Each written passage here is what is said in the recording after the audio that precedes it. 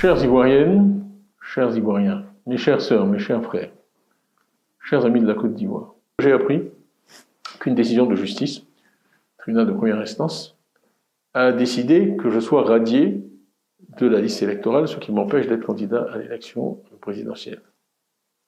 En fait, ce qui se passe, c'est que le pouvoir vient simplement d'éliminer, à travers un raisonnement juridique inique et incompréhensible, son rival le plus sérieux, ainsi que les sondages le démontrent.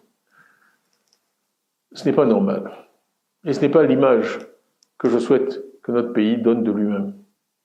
Pendant longtemps, on a essayé de faire croire qu'il y avait des dissensions au PDCI, qu'en fait j'étais contesté, mon leadership était contesté. On a aussi publié mensonge après mensonge, calomnie, attaque sur ma nationalité. Le sondage qui est disponible aujourd'hui, qui a été fait tout récemment, montre que les Ivoiriens n'ont accordé aucun crédit à ces attaques, qui n'ont pas marché.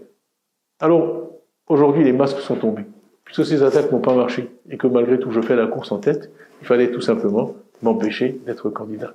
Ce sont des militants du parti au pouvoir qui ont démarré ces procédures infondées contre moi, représentés par des avocats du parti au pouvoir, portant ces procédures devant des juges nommés par le parti au pouvoir.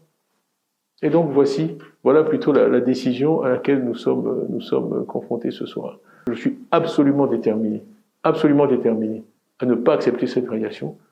Je suis absolument déterminé à me battre pour que les Ivoiriens puissent choisir librement celui ou celle qui doit les diriger parmi les 5 prochaines années. Merci pour votre confiance. Soyez assurés que je suis absolument déterminé à être candidat à la présidence de la République. Eh bien, mes chères sœurs, mes chers frères, je vous dis ce soir, la possibilité pour les Ivoiriennes et les Ivoiriens de choisir en toute liberté, sans crainte, celui ou celle qui doit les diriger, eh bien, c'est une question de dignité.